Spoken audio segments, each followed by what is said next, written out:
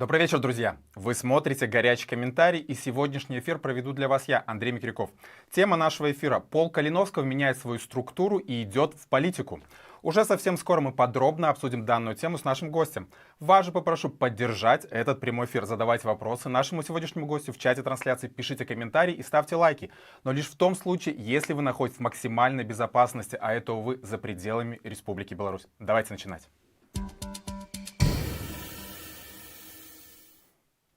Итак, на днях полк имени Костуся Калиновского объявил о существенных изменениях в своей структуре и активизации политической деятельности. Стремясь стать более технологичными и современными, белорусские добровольцы переходят к коллегиальной модели управления. Это значит, что теперь все ключевые решения в подразделении будут приниматься Советом командиров. Также полк намерен расширить свое присутствие в общественно-политической и гражданской сферах. В нашем прямом эфире командир подразделения Павел Дядька Шурмей, с которым мы обсудим причины происходящих изменений и другие последние новости полка Калиновского. Спадар Павел, добрый вечер. Вітаю вас, спадар Андрусь. Вельмі прыемна вас бачыць у нашым эфіры. І вось першае пытанне. Змяняецца структура полка Калиновского и активизируется его палітычная дзейнасць. Што стала прычынай змяніць фармат дзейнасці полка вот менавіта зараз, менавіта цяпер? Па дзейнасці полка як вайсковой структуры ніякіх прынцыповых змен не адбываецца. Усё, што датычна вайсковай сферы, застаецца так, як яно і было. З'яўляецца больш выражныя накірункі, грамадскі і палітычны. Прадстаўніком грамадскага накірунка з'яўляецца Ян Мельнікаў, кіраўніком прадстаўніком палітычнага накірунка я, дзядзька Шурмей. Спадар Павел, а вот з чым калегіяльнае, то бок гарызантальнае кіраванне лепшае за вертыкальнае? Мы ж жывём у ваенны час і трэба працаваць вельмі чётка і проста. А вось гарызантальнае, вертыкальнае гэта усложняе працу ці не? Ну, калегіяльнае не тое ж самае, што гарызантальнае. Калегіяльнае — это кіраванне радай камандыраў. Па-першае, есть шмат прыкладаў нацыянальна-вызвольных рухаў, якімі кіравалі рады камандыраў, напрыклад, тое ж УПА, і шмат іншых рухаў у краінах Азіі, Афрыкі, Лацінскай Амерыкі. Па-першае. Па-другое, яно існуе ўжо даўно. У радзе камандзіраў непасрэдна тыя камандыры баявых падроздзелаў полка Калиновскага, которые уже маюць вялікі досвед і вельмі даўно стаяць на сваіх кіруючых пасадах. І шмат якіх пытаннях, асабліва па баявой працы, вырашалось калегіяльна. Просто зараз гэта больш, магчыма, скажем так, зараз мы гэта агучылі афіцыйна. Яно не лепш і не горш. Яно выбудоўваецца з тых абставін, што ёсць. У полка Калиновскага па факту камандаванне заўжды было калегіяльным. Ну вось вельмі цікава, а як цяпер будзе адбывацца прыняцце рашэнняў? Вот, напрыклад, галасаванне. І калі будзе 50% супраць, а, напрыклад, 50% камандзіраў за. Што будзе далей? Зноў жа ж, глядзіце, мы зараз пытаем за некае палітычнае рашэнне? І за палітычнае, і за ваеннае. Не, гэта не так. Мы ў складзе сіл абароны Украіны, яшчэ раз скажу, ёсць наказ, ёсць камандыры. Мы выконваем рэкон, здабываем інфармацыю, плануем аперацыю, ўсё гэта калегіяльна робіцца, і потым кантралюем выкананне аперацыі. А вось вы, магчыма, больш пытаеце аб тым, што некае палітычнае рашэнне, которое прымае рада камандыраў, і ўжо праз мяне яно агучваецца, ці я павінен ажыццявіць яго. Тады так, усё робіцца так, каб голас адзін быў рашучы, той голас, который пераважа, і ўсе пагаджаюцца з тым, пагаджаюцца з большасцю. Ну вось, спадар Павел, цяпер усё зразумела і мне, і нашым гледачам. А вось полк Калиновскага ўваходзіць у склад Узброеных сіл Украіны. Якая іх рэакцыя на змены ў вашай структуры і на палітычныя амбіцыі? Прабачце?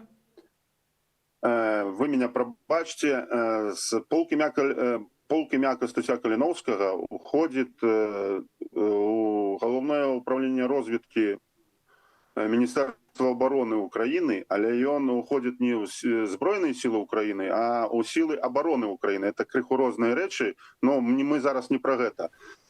Асноўныя змены больш за ўсё датычацца грамадскага і палітычнага накірунку. І гэта цалкам задавальняе сілы обороны Украины, тому што раздзяляе вайсковае, грамадскае і палітычнае, раздзяляе вайсковыя, грамадскія і палітычныя складнікі. Полностью здымае праблемы з заканадаўствам Украины і магчымыя канфлікты інтарэсаў.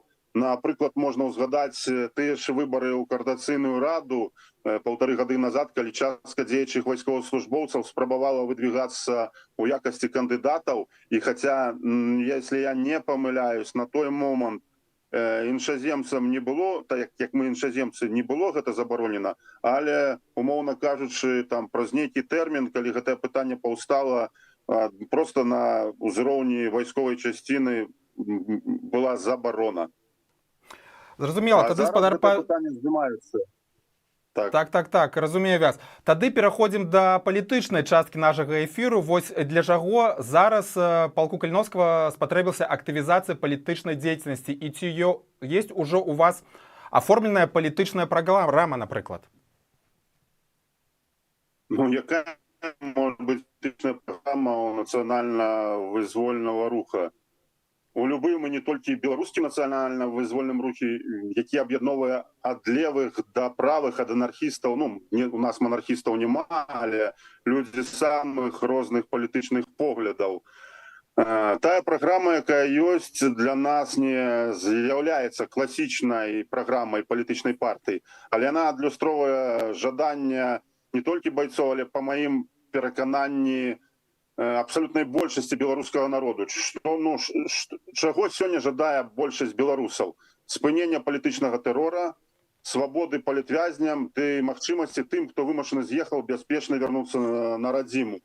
Што для гэтага патрэбна? Змена рэжыму, дэакупацыя Беларусі, стварэнне ўмоў для правядзення выбараў. Гэта ёсць наша палітычная праграма мінімум.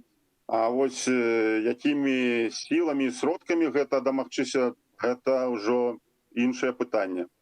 Ну, гэта вельмі файная палітычная праграма. А ёсць ли камунікацыя з іншымі беларускімі палітычнымі сіламі?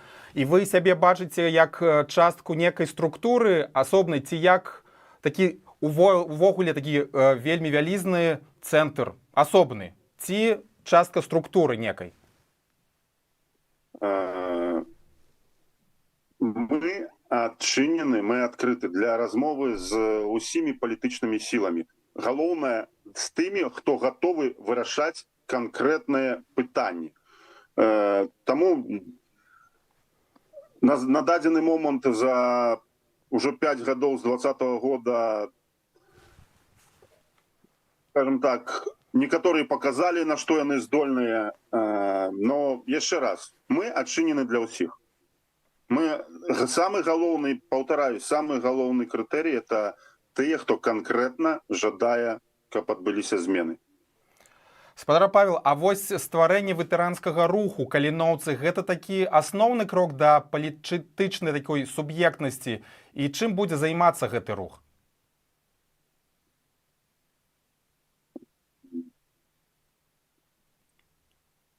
Чуеце вы мяне? Алло. Так, чуем вас, чуем. Выбачаюсь, яшчэ раз пытанне, нагадайце, калі ласка. Я спытваў пра ветэранскі рух каліноўцы, то есть гэта такі асноўны крок да палітычнай вашай суб'ектнасці. Вось і чым ён будзе занимацца увогуле гэты рух?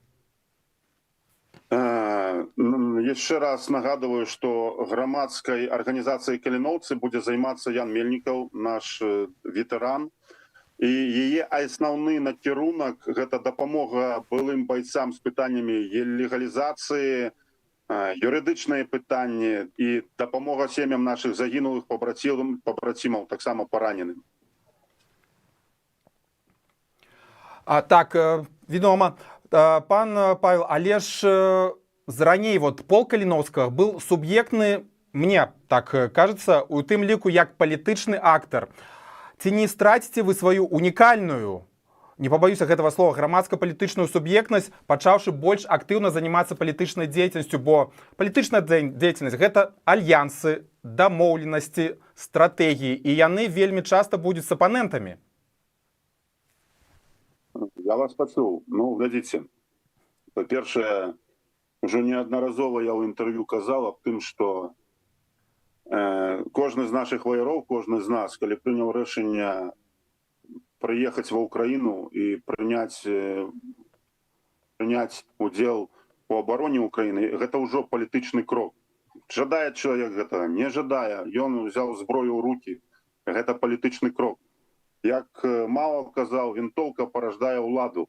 І жадаем мы, не жадаем, на жаль, мы ўжо ў палітыкі. І ваяры, тыя, хто ахвяруе сваім жыццём, кроўю, здароўем, часам, маладосць, не усім ахвяруе. Яны жадаюць, калі мы ўжо ў палітыкі, каб у нас былі сваі прадстаўнікі. Яшчэ раз скажу, не дзядзька пайшоў у палітыку, а сучаснасць і рэчаіснасць такая, што полк, жадае ён, не жадае, яго палітычна будуць намагацца выкарыстоўваць. Але тады мы жадаем самі вырашаць, з кім і як мы гэта будзем рабіць. І як я казаў, мы адчынены тым, хто жадае канкрэтных дзеянняў. Спадар Павел, а як вы мяркуеце, ці можна ўвогуле вызваліць краіну без акцэнту на палітычным кампаненце? Ці нацыянальна-вызваленчы рух павінен быць найперш палітычным праектам і аб'ектам? Ну, глядзіце, вызваліць краіну без палітычнага кампанента, наверное, магчыма, але это будуць акупацыйныя войскі. Напрыклад, так. І, як паказвае гістарычны досвед, любой нацыянальна-вызвольны рух мае палітычны і вайсковы складнік. Ну, напрыклад, у той жа свабоднай Францыі гэта атрымалася і вельмі паспяхова. Таму задача дэакупацыі Беларусі, змена рэжыма, гэта вайскова-палітычнае пытанне. Ну вось, напрыклад, армія абароны Ізраіля або узброеныя сілы Ўкраіны, якія яны ж не імкнуцца да палітычнай суб'ектнасці, а проста вельмі прафесійна робяць сваю працу, як і вы. Ну, я б сказаў так, про сілы абароны Ўкраіны і сучасную украінска-расійскую вайну, ну тут магчыма, на мой погляд, не самы такі ўдалы прыклад. А вось калі вы ўзгадалі Ізраіль, то гэта магчыма не самы таксама добры прыклад, але вось то, як все пачыналася, ну можна сказаць, у 40-е гады, але гэта пачалося ўсё нашмат раней, на дзесяцігоддзя раней, як Ізраіль павінен быў даказаць права на існаванне, як краіны ўсяго свету амаль што былі супраць. Тут вось гэта больш, магчыма, удалы такі прыклад. І таксама, што там не стаяла палітычных задач зрабіць так, каб хтосьці вырашыў дапамагаць,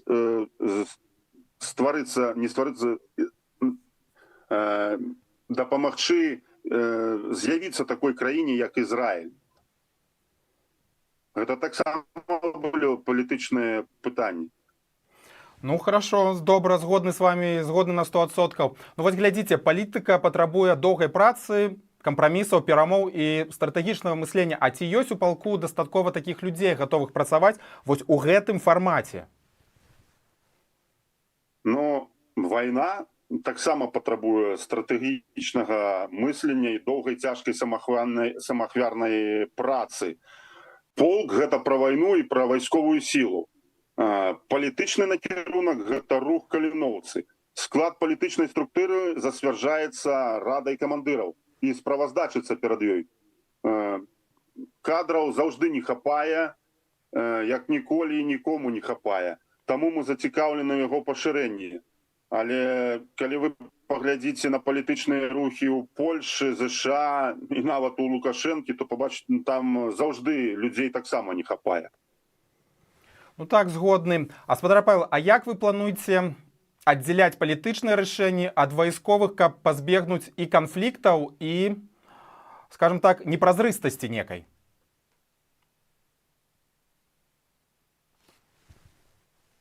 Палітычны накірунак прызначаецца радай камандыраў палка і справаздачыцца перад ёй, і палітычны рух справаздачыцца перад радай камандыраў. Адарваць палітычнае рашэнне ад вайсковых даволі проста. Зброя вайсковаслужбоўцы гэта пра вайну, а ўзаемадзеянне з партнёрамі міжнароднай супольнасці гэта пра палітыку. Вось вам пытанне ад нашага гледача Вожыка Патрыота. Ну вось есть вольная Беларусь, яны не змаглі некага аб'яднаць, ці вывучалі іх досвед? Я выбачаюсь, вы зараз скажете пра рух «Вольная Беларусь» Зенона Станіславовича і Павла Лусава. Ну, магчыма, так, да, так, наш глядач Вожык Патрыот вот задае пытанне пра гэты. Так, рух. Ну, я вам скажу, что докладно рух «Вольная Беларусь» — это тая палітычная сила, якая якраз-то і дапамагала і дапамагае палку імя Костася Каліновскага, і у тым ліку і рэсурсамі. І сказаць, што у іх не ўдалося, магчыма, шмат каму там не падабаецца погляды, хто-то лічыць даволі там радыкальнымі погляды руха «Вольная Беларусь». Але, зноў жа ж, я б не казаў, што ім не ўдалося, таму што навогул нікому не ўдалося. Але я ведаю на ўласным прыкладзе, што яны намагаліся і намагаюцца гэта зрабіць. І яны, насамрэч, жадаюць вызвалення Беларусі і зменаў Беларусі, в адрозненне ад некаторых іншых. Ад нашага гледача Вожыка вельмі шмат пытанняў, вельмі такіх цікавых. І Вожык Патрыот, дзякую вам шчыра за гэта пытанне. Вось яшчэ адно. А чым цяпер будзе займацца Зміцер Шчыгельскі, які быў палітычным прадстаўніком палка Каліновскага? Зміцер Шчыгельскі, калі рада камандыраў вырашыць, што ён патрэбен далей, як палітычны дарадца, будзе далей гэтым займацца. Все вырашае рада камандыраў. Так, а вось такое ад мяне тады пытанне. Вот у сусветнай гісторыі шмат прыкладаў, калі вайсковыя фарміраванні паспяхова станавіліся палітычнымі актарамі, але калі ж яны станавіліся, гэта заканчвалася пераваротам і ўзнікненнем ваенных рэжымаў. Ці не бачыце вы ў гэтым рызыкі некай? Но наша мэта, гэта, як я уже казаў, вызвалення Беларусі, стварэння умоў для нармальных выбараў. І, на мой погляд, магчыма, гэта невідавочна, але калі зараз мы кажам, вы ж маеце на ўвазе нас, полк імя Костася Каліновскага, але мы амаль што ўсе непрафесійныя вайскоўцы. Вы ж разумееце гэта? Вы зараз, калі кажаце прыклады вайсковых пераваротаў і хунт, хаця само слово хунта — это, скажем так, апаганне савецкай і расійскай ідэалогіі. На самой справе гэта крыху іншае сэнсу гэтага слова. Так вось, вайсковая хунта — гэта прафесійныя вайсковыя. У іх іншае, магчыма, мысленне, светапогляды. Мы амаль што ўсе добраахвотнікі, і у нас іншыя мэты, а не пра вайсковую хунту. Спадар Павел, я ніколі не хацеў вас пакрыўдзіць, прабачце, калі ласка, калі што, калі гэта, магчыма, вас пакрыўдзіла. Ну, гэта вельмі цікавае пытанне, бо... Выбачаюсь, я тады... пытанне. Вы нічым меня не пакрыўдзілі, ўсё добра. Ну, файна, вельмі добра, дзякуй шчыра. Ну, тады окей, тады ад палітычных пытанняў да ваенных. Вось таксама ізноў пытанне ад Вожыка Патрыота. Што агулам цяпер адбываецца ў палку? Пэўны час таму абвяшчалі, што больш не ходзяць на штурмы. Значыцца, цяпер выключна праца ў напрамку БПЛА і нейкія тылавыя задачы. Ці так гэта? Ну, глядзіце, я ўжо казаў у папярэдніх інтэрв'ю, вайна вельмі моцна мяняецца. Вельмі моцна мяняецца. Яна ўжо не такая нават не тое, што як на пачатак, а як на год назад, на паўгады назад. І яна становіцца нашмат больш сучаснай і тэхналагічнай. І гэта не толькі датычыцца нас, беларусаў. Вы ж самі разумееце, нас не так шмат, як мы б жадалі, не так шмат людзей да нас далучылась. і коэфіцыент карыснай справ ад пяхотнага падроздзела і ад той жа колькасці людзей, которые дасведчаныя тэхнічныя спецыялісты ў сферы БПЛА, артылерыі, баявая лагістыка, медыкі, ну, просто ўжо на дадзены момант может быть непараўнальная. Пры тым, што у БПЛА, у сферы БПЛА у нас зараз працуюць мавікі, FPV, збросы, супрацьпаветраныя дроны, летачки, которые занимаются выведкой и не только на мелким тактычным узроўні, а уже на больш далёкія відстані. Наземные роботизированные комплексы. И мы чакаем хлопцаў с адпаведнымі навычкамі, з жаданнем працаваць. І гэта праца можа быць нашмат больш карысная і, як сказать, не полезна, нашмат больш карысная, чым просто пехотная праца. Акрамя гэта, я уже казаў, што у нас дасведчаныя хлопцы-артылерысты ўжо больш за 3 гады займаючыся гэтай справай. Парамедыкі нашы, которые беларусы, забеспечивали працу там всему международному легиону и не только, там и суседним украинским подрозділам. Тому вось калі уже неаднаразова задают пытанне, а як так полк Каліновскага больш не ходзіць на штурмы? Ну, тому что можна больш карысна і сучасна выкарыстаць свой патэнцыял. Ну так, 100%. Вайна мяняе іншыя формы, і вы гэту працу робіце вельмі добра, за што вам мы шчыра ўдзячныя ад всей нашай рэдакцыі. А вось адкажыце, калі ласка, вот на такое пытанне. Ці захоўваецца цікавасць з боку добраахвотнікаў да палка Каліновскага? І калі гэта не сакрэт, колькі людзей цяпер імкнуцца далучыцца да палка? Колькі людзей жадае далучыцца, гэта секрэт. І я не буду хлусціць, гэта колькасць зусім не такая, як была на першы ці нават на другі год адкрытай агрэсіі, не так, як у 22-м і 23-м годзе. Ну, гэта тэндэнцыя не толькі у нас, у беларусаў, гэта тэндэнцыя, на жаль, цалкам і ў сілах абароны Украіны, і ў іншых нацыянальных падроздзелах у складзе сіл абароны Украіны. Ну і тады апошняе пытанне нашага эфіра. Вось уявім, будучую дэмакратычную Беларусь.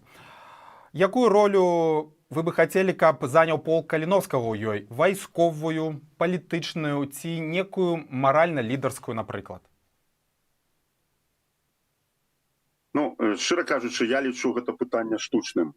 Все ж павернемся до таго ж Дэ Голля, і калі б ён, у яго не было вайсковай ролі, а ён бы займаўся выключна стрымамі па радыё, якая б у яго была роль у пасляваеннай Францыі. Лічу, што нельга супрацьпаўстаўляць вайсковыя, палітычныя і маральна-лідарскія пазіцыі. Згодны з вами. І вось тады яшчэ апошняе пытанне ад нашага гледача Вожыка-патрыёта зноў. Ці ёсць перспектыва атрымання сваіх афіцэраў? Вельмі складана, но лічу, што ўсё ж ёсць. Но зноў жа ж, у нас былі і ёсць беларусы, афіцэры, але беларусы па паходжанню. Да астатняга моманта трэба было мець, яны былі грамадзянамі Украіны. Але зараз пайшоў працэс атрымання нашымі ваярамі спачатку сержантскіх пасад, і гэта пытанне, зразумела, там не месяца, і, магчыма, не 3-6 месяцаў атрымання афіцэрскай пасады. Але лічу ўсё, што у тых, хто жадае гэтага, гэты варыянт ёсць. Спадар Павел, шчыра дзякую вам за ваши адказы, і вельмі прыемна было пагутарыць. Узаемна. Усяго вам добрага і жыве Беларусь! Жыве вечна. Да пабачэння.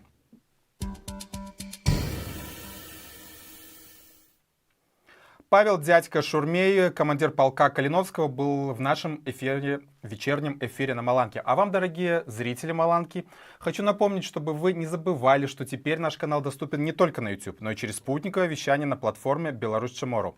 Здесь вы получите максимально актуальную информацию о Беларуси и мире без цензуры и VPN. Увы, недавно так называемое Министерство информации расширило список так называемых экстремистских материалов, и в него внесли все социальные сети и сайт Беларусь Tomorrow. Поэтому безопасно смотреть нас можно только через спутниковое вещание. Подробную инструкцию, как настроить вашу спутниковую программу, вы найдете в описании к сегодняшнему эфиру. И, конечно же, спасибо вам за поддержку Маланки лайками, просмотрами и комментариями. И, пожалуйста, не забывайте про донаты, которыми вы можете поддержать работу Маланки любой комфортной для вас суммы. Берегите себя, хорошего вечера, обязательно увидимся и живи Беларусь!